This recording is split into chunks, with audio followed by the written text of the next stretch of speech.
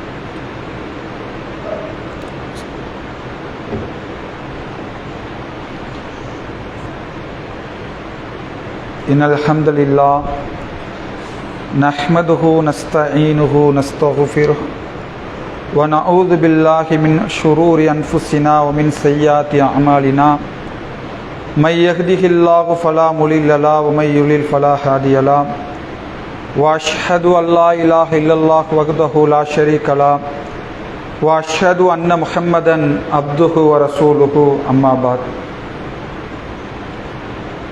या अय्युहल्लज़ीना आमनू इत्तक़ुल्लाह हक़्क़ तुक़ातिही वला तमूतुन्ना इल्ला व अंतुम मुस्लिमून. या अय्युहल्लज़ीना आमनू इत्तक़ुल्लाह वक़ूलू क़ौलन सदीदा युस्लिह लकुम अअमालकुम यग़फ़िर लकुम ज़ुनूबकुम व मय युतिइल्लाह व रसूलहु फ़क़द फ़ाज़ फ़ौज़न अज़ीमा. या अय्युहन नास इत्तक़ू रब्बकुमुल्लज़ी ख़लक़कुम मिन नफ़्सिन वाहिदा व ख़लक़ मिन्हा ज़ौजहा व बस्स मिन्हुमा रिजालन कसीरन व निसाअ वत्तक़ुल्लाहल्लज़ी तसाअलून बिही वल अर्हाम இன்னல்லாஹ கான அலைக்கும் ரகீபா. எல்லா புகழும் புகழ்ச்சியும் அல்லாஹ் ஒருவனுக்கே உரித்தாகட்டுமாக. அல்லாஹ்வுடைய அருளும் கருணையும் நம் உயிரிலும் மேலான நபிகள் நாயகம் ஸல்லல்லாஹு அலைஹி வஸல்லம் அவர்களின் மீதும் அவர்களை அப்படியே பின்பற்றி வாழ்ந்த சத்திய சஹாபாக்கள் மீதும் தாபீன்கள் தாபீன்கள் மீதும் குறிப்பாக இங்கு நிலவக்கூடிய நம் அனைவரின் மீதும் என்றென்றும் நின்று நிலவட்டுமாக. பேரன்புக்குரிய எல்லாம் அல்ல அல்லாஹுவின் நல்லடியார்களே, அல்லாஹுடைய மாபெரும் கிருபையினால் அவனுடைய அருள் நிறைந்த இந்த ஜும்மாவுடைய தினத்தில் அவன் நம் மீது கடமையாக்கி இருக்கிற இந்த ஜும்மாவுடைய தொழுகையை நிறைவேற்றுவதற்காக நாம் எல்லாம் இங்கே ஒன்று குழுமியிருக்கிறோம். எப்படி அல்லாஹ் ரப்புல் ஆலமீன் இந்த இடத்தில் நாம் அனைவரையும் ஒன்று கூட்டினானோ அதே போல நாளை மறுமையிலே அல்லாஹ் தயாரித்திருக்கிற சொர்க்கத்திலே உயர்ந்த சொர்க்கமான ஜன்னத்துல் ஃபிர்தௌஸ் என்ற உயர்ந்த சொர்க்கத்தை நாம் அனைவருக்கும் தர வேண்டும் என்று பிரார்த்தனை செய்தவனாக எனது இந்த உரையை நான் ஆரம்பம் செய்கிறேன். அன்புள்ள சகோதர சகோதரிகளே, மனித சமுதாயமாக படைக்கப்பட்டிருக்கிற நாம் இந்த மனித சமுதாயத்துக்கு அருளாக அனுப்பப்பட்ட நபிகள் நாயகம் ஸல்லல்லாஹு அலைஹி வஸல்லம் அவர்களை பின்பற்ற வேண்டும் என்று அல்லாஹ் ரப்புல் ஆலமீன் திருமறை குர்ஆனிலே சொல்லி காட்டுகிறான். லக்கது கான லக்கும் ஃபீ ரசூலுல்லாஹி உஸ்வத்துன் ஹஸனா, இந்த அல்லாஹ்வின் தூதரிடம் உங்களுக்கு அழகான முன்மாதிரி இருக்கிறது என்று அல்லாஹ் ரப்புல் ஆலமீன் சொல்லி காட்டுகிறான். அந்த அடிப்படையிலே இந்த உலகத்தில் முஸ்லீமாக வாழக்கூடிய நாம் நம்முடைய வாழ்க்கையில் எந்த ஒன்றை செய்வதாக இருந்தாலும் அந்த செயல் நபிகள் நாயகம் ஸல்லல்லாஹு அலைஹி வஸல்லம் அவர்கள் காட்டி தந்திருக்கிறார்களா, அல்லாஹுடைய தூதர் ஏவி இருக்கிறார்களா, அல்லது அல்லாஹுடைய தூதர் தடுத்திருக்கிறார்களா என்று எந்த செயலாக இருந்தாலும் அந்த செயலை நபிகள் நாயகம் ஸல்லல்லாஹு அலைஹி வஸல்லம் அவர்கள் எப்படி செய்தார்கள் என்ற அடிப்படையில் தான் இந்த உலகத்திலே நம்முடைய எல்லா காரியங்களையும் அமைத்துக் கொள்ள வேண்டும். அந்த அடிப்படையிலே ஏராளமான செய்திகளை நபிகள் நாயகம் ஸல்லல்லாஹு அலைஹி வஸல்லம் அவர்கள் நமக்கு சொல்லிவிட்டு சென்றார்கள். அப்படி அல்லாஹுடைய தூதர் சொன்ன எத்தனையோ செய்திகளை இதை நபிகள் நாயகம் ஸல்லல்லாஹு அலைஹி வஸல்லம் அவர்கள் சொல்லியிருக்கிறார்கள். அது நம்முடைய வாழ்க்கையில் எத்தனையோ செய்திகளை கடைபிடிக்கிறோம். தாடி வைத்திருக்கிறோம். ஏன் வைத்திருக்கிறோம்? ரசூலுல்லாஹ் சொன்னார்கள், நபி ஸல்லல்லாஹு அலைஹி வஸல்லம் அவர்கள் வலியுறுத்தினார்கள் என்று சொல்லுகிறோம். அதே போல தொழுகையை நிலைநாட்டுகிறோம், நோன்பு வைக்கிறோம், ஜகாத்து கொடுக்கிறோம், ஹஜ் செய்கிறோம், உம்ரா செய்கிறோம். இன்னும் இந்த இஸ்லாமிய மார்க்கத்தில் என்ன வணக்க வழிபாடுகளை எல்லாம் அல்லாஹ்வுடைய தூதர் எப்படி செய்ய சொன்னார்களோ அந்த அடிப்படையிலே உலகத்திலே நபி ஸல்லல்லாஹு அலைஹி வஸல்லம் அவர்களை வைத்து அவர்கள் இப்படி நடந்து கொண்டார்கள், அவர்கள் இப்படி செய்தார்கள், அதை அவர்கள் இப்படி வலியுறுத்தினார்கள், அவர்கள் இதை தடுத்தார்கள் என்று எத்தனையோ காரியங்களை நாம் உலகத்திலே செய்து கொண்டிருக்கிறோம். அப்படி நபிகள் நாயகம் ஸல்லல்லாஹு அலைஹி வஸல்லம் அவர்கள் வலியுறுத்தி சொன்ன ஒரு செய்தி அல்லாஹ் ரப்புல் ஆலமீன் திருமறை குர்ஆனிலும் அதிகமாக வலியுறுத்தி சொல்லக்கூடிய ஒரு செய்தி என்ன என்று கேட்டால், நீங்கள் உங்கள் உறவுகளோடு இணைந்து வாழ வேண்டும் என்று ஏராளமான இடங்களிலே திருமறை குர்ஆனிலே அல்லாஹ் ரப்புல் ஆலமீன் வலியுறுத்துகிறான். அதே போல நபிகள் நாயகம் ஸல்லல்லாஹு அலைஹி வஸல்லம் அவர்களும் இந்த உறவுகள் விஷயத்திலே நீங்கள் உங்கள் உறவுகளுக்கிடையிலே நல்ல இணக்கமாக அன்பாக ஒருவருக்கொருவர் சகோதரத்துவ அடிப்படையிலே நீங்கள் இருக்க வேண்டும் என்று நிறைய செய்திகளை அல்லாஹ்வுடைய தூதர் சொல்லியிருக்கிறார்கள்.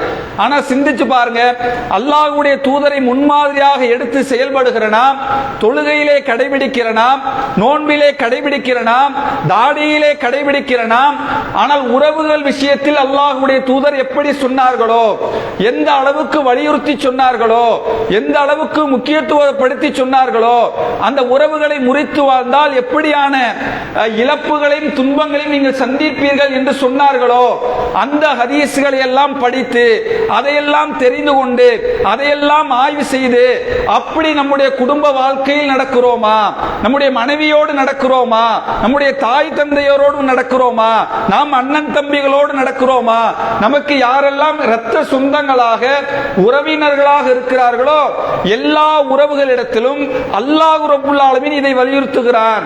நபிகள் நாயகம் ஸல்லல்லாஹு அலைஹி வஸல்லம் அவர்கள் இதை வலியுறுத்துகிறார்கள். எனவே இந்த உறவுகளோடு நான் அதிகமாக முறையிலே பேணுவேன், அவர்களோடு இணைந்து வாழ்வேன். அல்லாஹ்வுடைய தூதர் இதை வலியுறுத்தி இருக்கிறார்கள் என்று அப்படி சிந்தித்து உறவுகளை பேணுகிறோமா என்று கேட்டால் இல்லை என்றுதான் சொல்ல வேண்டும். வேறு எப்படி உறவுகளை பேணுகிறோம் என்று கேட்டால் உறவுகள் குறித்தெல்லாம் பெருசாக நம்ம அந்த ஹதீசுகளை எல்லாம் சிந்திப்பதில்லை, அல்லாஹ்வுடைய அந்த வசனங்களை பற்றி சிந்திப்பதில்லை.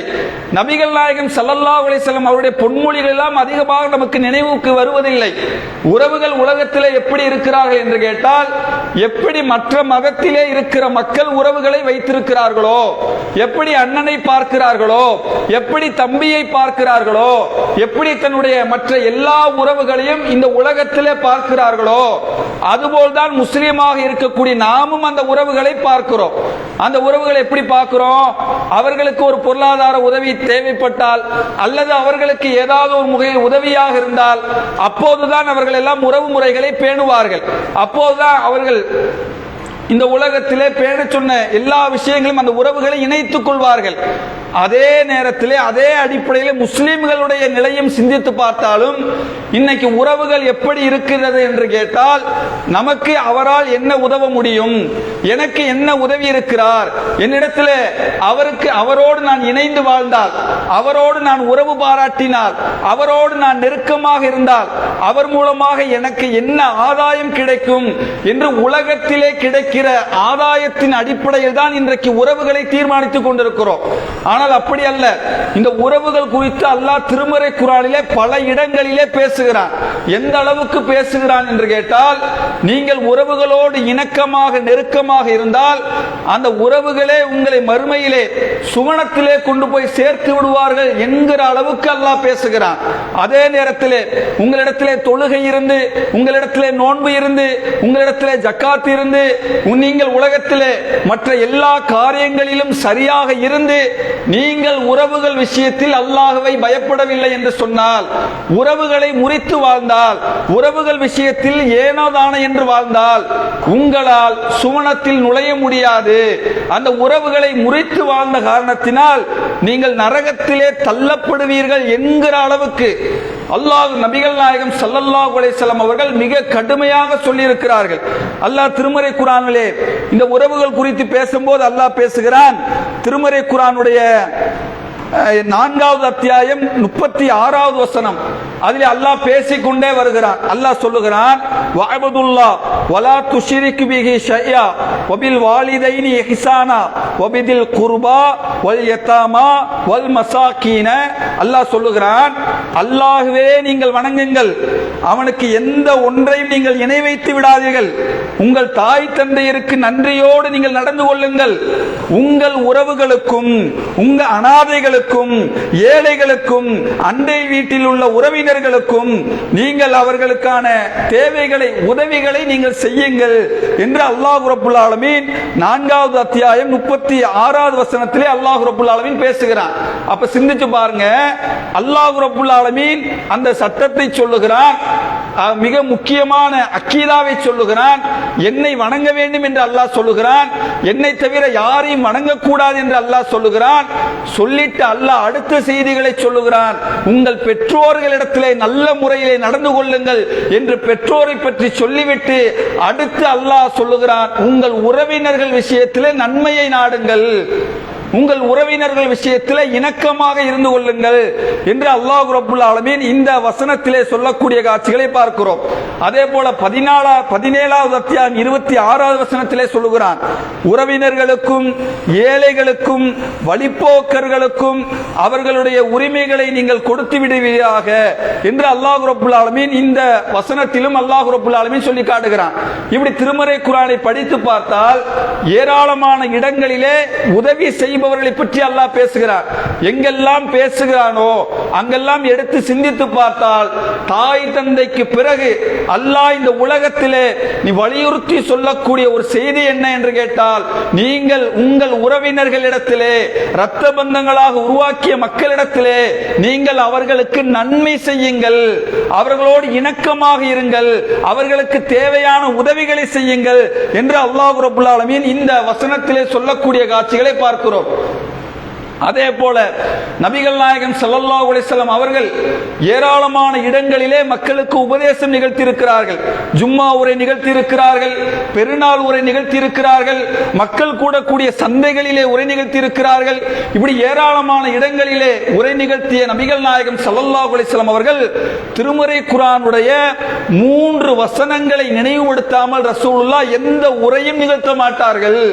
அதிலே திருமறை குர்ஆனிலே வரக்கூடிய ஒரு வசனம், யா அய்யுஹன் நாஸ் இத்தகு ரப்பக்கும் அல்லதி ஹலக்கக்கும் மின் நஃப்ஸி வாஹிதா வ ஹலக மின்ஹா ஸௌஜஹா வ பஸ்ஸ மின்ஹுமா ரிஜாலன் கஸீரா வ நிஸாஹா.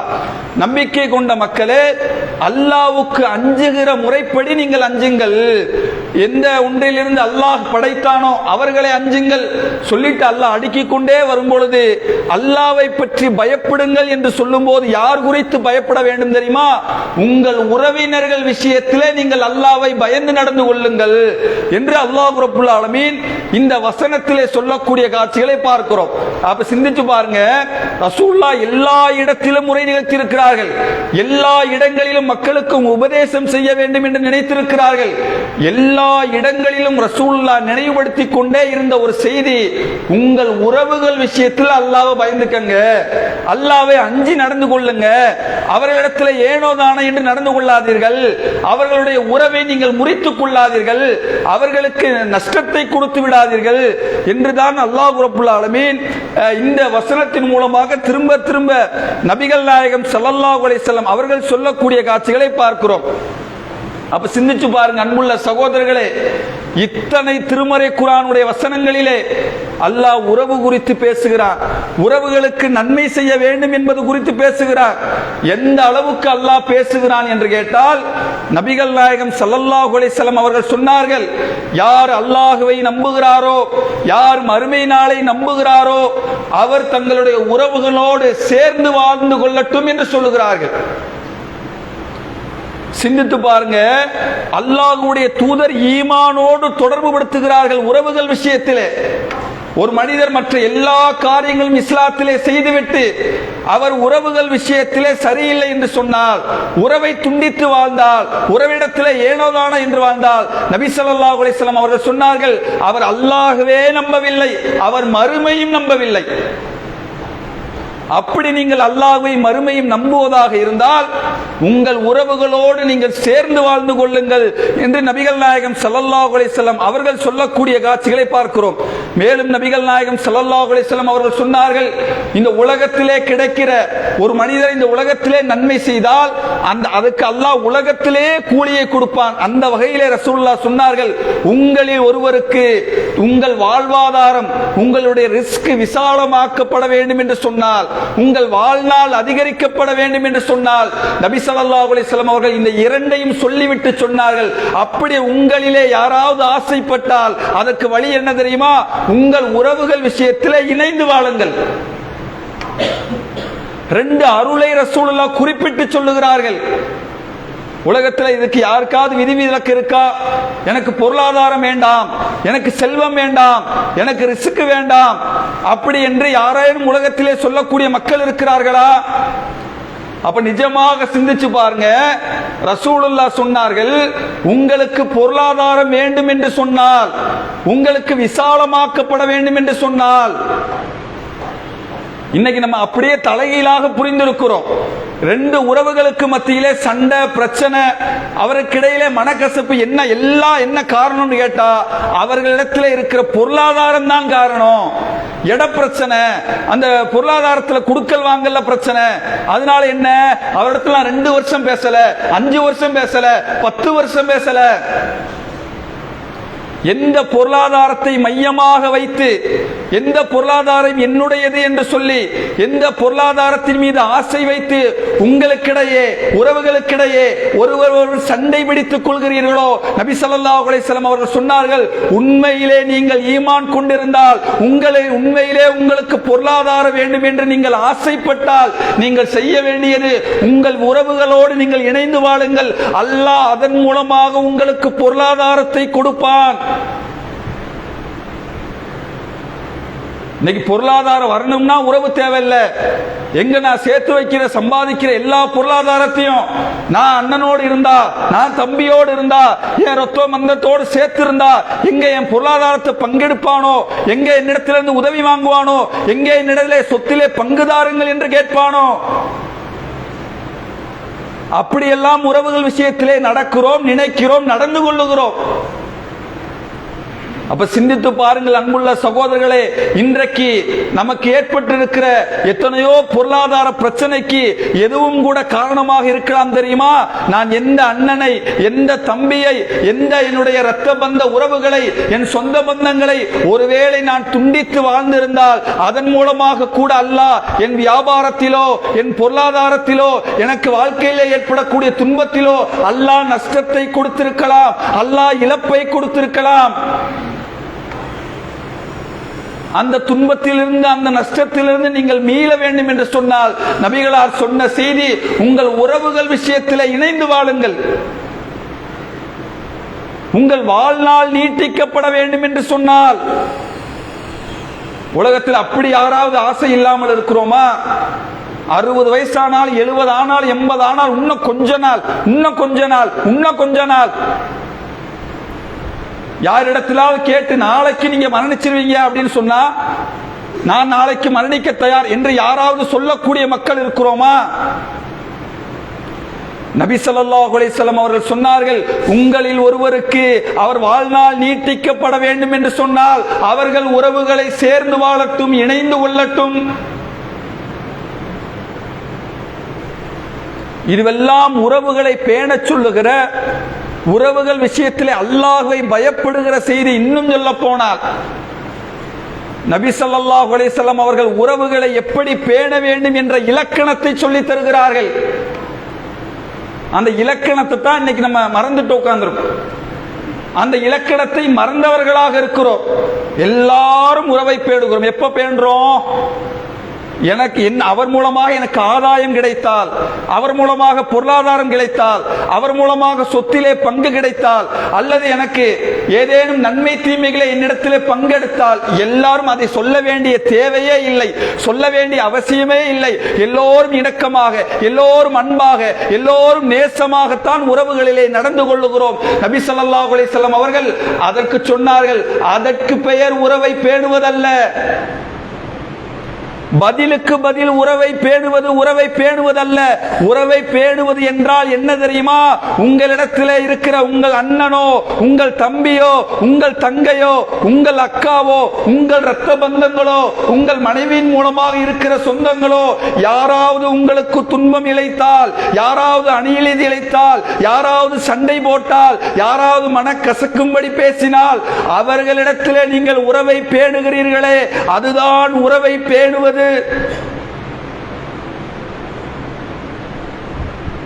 உறவை பேணுவது என்றால் நான் நினைக்கிற அர்த்தத்திலே ரசூலுல்லாஹ் சொல்றல்ல. உண்மையிலே உறவை பேணுவது என்றால் என்ன தெரியுமா? உன்னிடத்திலே அவர் சண்டை செய்திருக்கிறார், உனக்கும் அவருக்கும் இடையிலே மனக்கசப்பு இருக்கிறது, உனக்கும் அவருக்கும் இடையிலே பிரச்சனை இருக்கிறது. இந்த நேரத்திலே நீ அல்லாஹ்வை பயப்படுகிறாரே, அல்லாஹ்வை அஞ்சுகிறாயே, அவரோடு நான் அல்லாஹ்வுக்காக சேர்ந்து இருக்க வேண்டும் என்று ஆசைப்படுகிறாயே. நபிகள் நாயகம் ஸல்லல்லாஹு அலைஹி வஸல்லம் அவர்கள் என் உயிருக்கு மேலான முன்மாதிரி என்று சொல்லுகிறாயே, அதிலே நீ உண்மையாக இருந்தால் உன்னுடைய உறவுகள் விஷயத்திலே அல்லாஹ்வை பயந்து கொள்.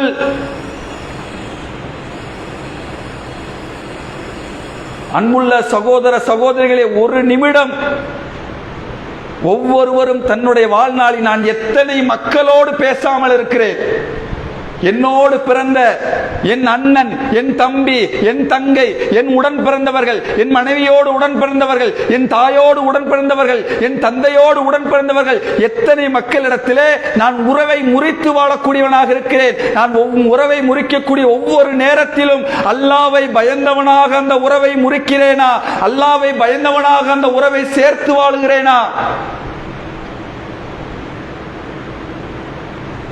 ஏதோ நபிகள் நாயகம் ஸல்லல்லாஹு அலைஹி வஸல்லம் அவர்கள் இதை சாதாரணமாக சொல்லப்பட்ட உபதேசமாக நினைத்து விடாதீர்கள். நபி ஸல்லல்லாஹு அலைஹி வஸல்லம் அவர்கள் சொன்னார்கள், உறவை முறித்து வாழ்பவர் சுவனத்துக்கு செல்ல முடியாது என்று சொன்னார்கள். நம்ம எல்லோருடைய இலக்கு என்ன? எல்லோரும் ஜும்மா தொழுகைக்காக நம்முடைய வியாபாரத்தை எல்லாம் விட்டுவிட்டு பள்ளிவாசலுக்கு வந்து ஓடோடி சொல்லக்கூடிய செய்திகளை கேட்க வேண்டுமே, பின்பற்ற வேண்டுமே என்று நினைப்பதற்கான காரணம் என்ன? ஒரு நாளைக்கு 5 நேரம் அல்லாஹ் கடமையாக்கி இருக்கிறான். எவ்வளவு பெரிய தொழிலாக இருந்தாலும் தூக்கி எறிந்துவிட்டு இருக்கிற இடத்திலே அல்லாஹ்வை நினைக்க வேண்டுமே என்று உள்ளத்திலே நினைக்கிறோமே, காரணம் என்ன? நாம் கஷ்டப்பட்டு சம்பாதிக்கிற பொருளாதாரத்தை எல்லாம் ஏழைகளுக்கு கொடுக்கிறோமே, காரணம் என்ன? ஹஜ் செய்கிறோமே, காரணம் என்ன? உம்ரா செய்கிறோமே, காரணம் என்ன? எல்லாமே இலக்கு சுவனம் தானே. அந்த சுவனத்தின் மீது ஆசை வைத்துத்தான் இந்த உலகத்திலே வாழுகிறோம். அப்படி நீங்கள் உண்மையிலே சுவனத்தை இலக்கு வைத்து இந்த உலகத்திலே நீங்கள் வாழ்வதாக இருந்தால், அல்லாஹ்வுடைய தூதர் சொன்னார்கள், நீங்கள் உலகத்திலே உறவை முறித்து வாழ்ந்தால் நீங்கள் சுவனத்துக்கு செல்லவே முடியாது. நீங்கள் தொழுகையாளியாக இருக்கலாம், நோன்பு வைத்தவராக இருக்கலாம், தாவாக்களத்திலே பல்லாண்டு காலமாக பயணித்தவர்களாக இருக்கலாம், ஹஜ் செய்தவராக இருக்கலாம், உம்ரா செய்தவராக இருக்கலாம். என்னைக்காவது இதுக்கு பயந்து என்னுடைய இலக்கு சுவனம், அந்த சுவனத்தை தடை போடுகிற செய்தி இந்த உறவை முறித்து வாழ்வது. எனவே அது போன்ற பாவம், அது போன்ற என்னுடைய செயல் இனி நடக்காது என்று முடிவெடுத்திருக்கிறோமா? என்னங்க உலக வாழ்க்கை, என்ன வாழ்க்கை? ரசூலுல்லாஹ் சொன்னார்கள், நீங்கள் மறுமையோடு இந்த உலகத்தை கணக்கிட்டு பார்த்தால் ஒரு கடல் இருக்கிறது. கடலுக்குள்ளே விரலை எடுத்து பார்த்தால் விரலிலே எவ்வளவு நீர் ஒட்டி கொண்டிருக்குமோ அதுதான் இந்த உலக வாழ்க்கை. இந்த அற்பமான 50 ஆண்டு காலம் 60 ஆண்டு காலம் முடிந்து வருகிற இந்த அற்பமான உலகத்தில் இருக்கிற வாழ்க்கைக்காக ஏதோ உறவுகள் என்பது நான் தேர்ந்தெடுத்தது அல்ல, என் அறிவால் தேர்ந்தெடுத்தது அல்ல. என் தாயை தேர்ந்தெடுக்கிறோமா, தந்தையை தேர்ந்தெடுக்கிறோமா, இவர்தான் எனக்கு அண்ணனாக வர வேண்டும், இவர்தான் எனக்கு தம்பியாக வர வேண்டும், நாம் இந்த உலகத்தில் எந்த உறவையாவது தேர்ந்தெடுக்கிறோமா? அல்லாஹ் கொடுத்திருக்கிறான். அல்லாஹ் கொடுத்த உறவு அது. அமானிதமாக கொடுத்திருக்கிறான், சோதிப்பதற்காக கொடுத்திருக்கிறான். இன்றைக்கு மரணம் எத்தனையோ வழிகளிலே வருகிறது. 10 வருஷம் பேசாம, 5 வருஷம் பேசாம, அது வரைக்கும் 25-30 வயசு வரை அவ்வளவு சகோதரர்களாக, அண்ணன் தம்பிகளாக, உறவுகளாக,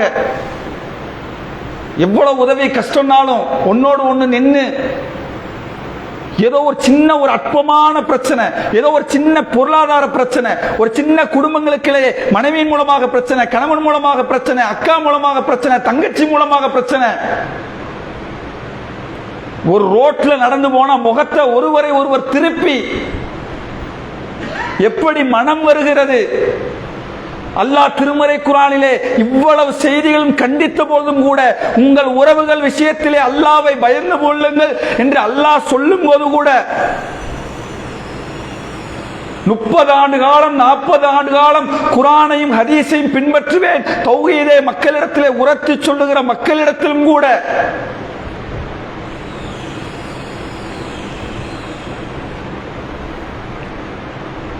அன்புள்ள சகோதரர்களே, உறவை முறிப்பது என்பது சாதாரணமாக இஸ்லாத்திலே சொல்லப்படவில்லை. மேலும் சொன்னார்கள் ரசூலுல்லாஹ், ஒவ்வொரு அடியானுடைய அந்த நன்மைகள் ஏடு ஒவ்வொரு திங்கள் என்றும் வியாழன் என்றும் அல்லாஹ்விடத்திலே எடுத்து காட்டப்படும். அவன் அந்த வாரத்திலே என்ன நன்மைகள் எல்லாம் செய்திருக்கிறான் என்று அல்லாஹ்விடத்திலே எடுத்து காட்டுவார்கள். யார் ஒருவர் தன் சகோதரனிடத்திலே, உறவினர்கள் இடத்திலே அவன் மனக்கசப்போடு பேசாமல் இருக்கிறாரோ அவனுடைய அல்லாஹ் அங்கீகரிக்காமல் அப்படியே நிறுத்தி வைக்கப்படும். உங்கள் தொழுகை நிறுத்தி வைக்கப்படும், உங்கள் நோன்பு நிறுத்தி வைக்கப்படும், நீங்கள் கொடுத்த சதக்கா நிறுத்தி வைக்கப்படும்.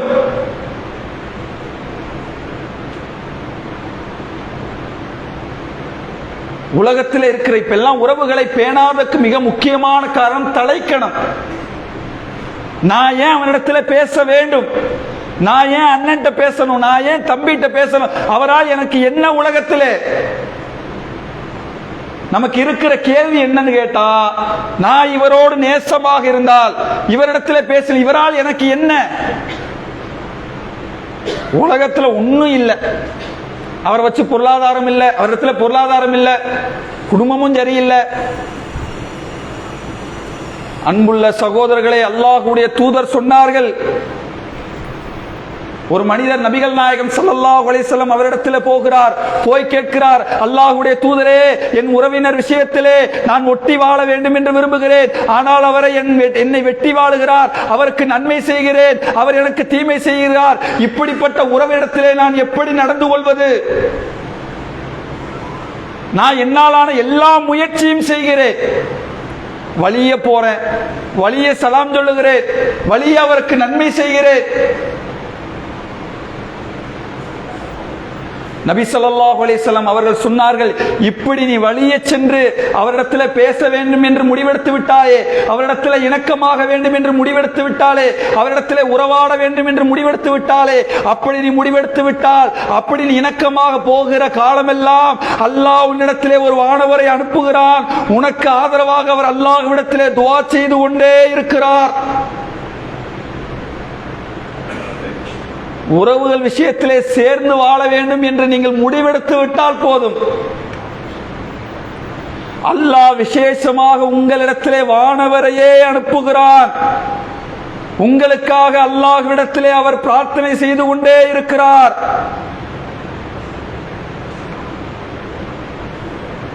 உறவுகள் 500 கிலோமீட்டர் எங்கேயோ இருக்கிறார்கள்.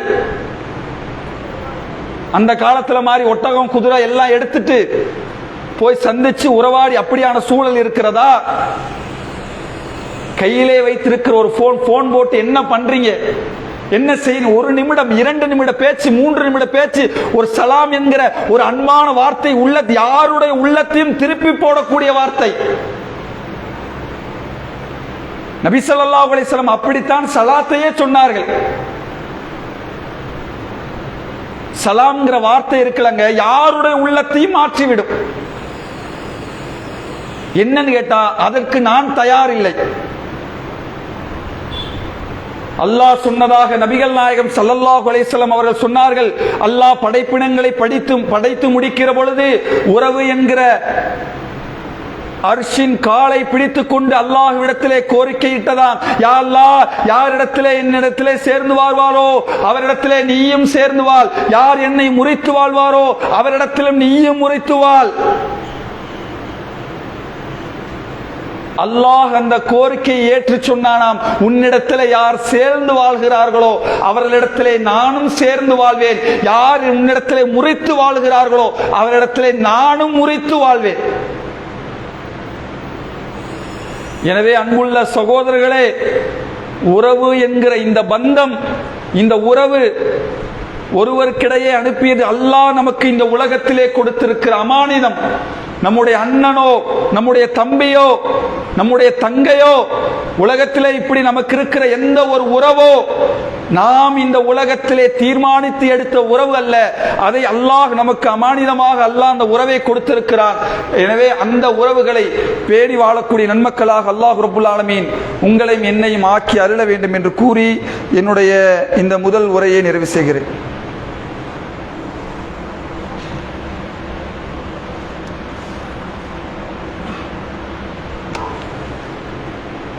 அஸ்ஸலாமு அலைக்கும் வரஹ்மத்துல்லாஹி வபரகாத்துஹு. அன்புள்ள சகோதரர்களே, உறவு குறித்து அல்லாஹ் ரப்புல் ஆலமீன் எந்த அளவுக்கு திருமறை குர்ஆனிலே வலியுறுத்தி சொல்லுகிறான் என்ற செய்திகளை பார்த்தோம். அதே போல அல்லாஹ் ரப்புல் ஆலமீன் திருமறை குர்ஆனிலே அபூபக்கர் சித்திக் ரலியல்லாஹு அன்ஹு அவர்கள் சம்பந்தமாக குர்ஆனிலே ஒரு வசனத்தை இறக்கி வைக்கிறான். ஒரு மிகப்பெரிய பாடமாக, படிப்பினையாக அமைக்கப்பட்ட செய்தி அது. அது சாதாரண செய்தி அல்ல.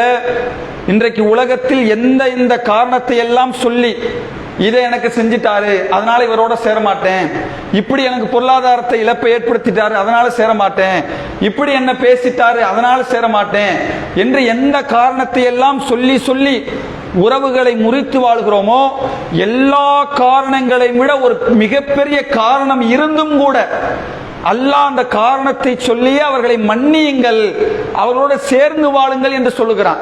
நாம் எல்லாம் அறிந்த செய்தி, அன்னை ஆயிஷா ரலியல்லாஹு அவர்கள் சம்பந்தமாக எதிரிகள் அவதூறு சொல்லுகிறார்கள்.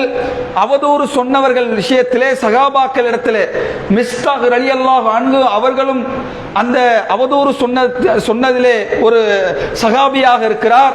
அவர் யார் என்று கேட்டார், அபூபக்கர் சித்திக் ரலியல்லாஹு அவர்களிடத்தில் தான் பொருளாதாரத்தை வாங்கி சாப்பிடக்கூடியவராக இருக்கிறார். தன்னுடைய மகள் மீது இந்த மிஸ்தாக் அவதூறு சொல்லி இருக்கிறார். இப்போ ஒரு தந்தையாக இருந்து என்ன செய்யணும்? நம்ம குடும்பத்தில் நம்ம புள்ள மீது யாராவது ஒருத்தர் இல்லாத இட்டுக்கட்டி நம்ம சொந்த பந்தத்திலே வச்சுக்கிறோம். நம்ம அண்ணனோ தம்பியோ நம்ம மனைவி வழி சொந்தத்திலேயோ அல்லது யாரோ ஒருவர் நம்முடைய பிள்ளை மீது நமக்கு தெரியும், நம்முடைய பிள்ளை ஒழுக்கமான பிள்ளை அப்படின்னு நமக்கு தெரியும். அந்த ஒழுக்கமான பிள்ளை மீது ஒருவர் இட்டுக்கட்டி பேசுகிறார். அந்த பிள்ளை சரியில்லைங்க, உங்க மகன் சரியில்லை, கொஞ்சம் பார்த்து வைங்க, இந்த ஆணோட இருந்துச்சுன்னு ஏதாவது ஒரு வார்த்தையை அந்த மாதிரி சொல்லி விடுகிறார். சூழல் எப்படி இருக்கும்? என்ன நடக்கும்? எந்த எல்லைக்கு வேண்டுமானாலும் ஒரு தந்தை செல்லுவாரா இல்லையா? அதுபோல தன்னுடைய மகள் அன்னை ஆயிஷா ரலியல்லாஹு அவர்கள் மீது அவதூறு சொல்லி இருக்கிறார்.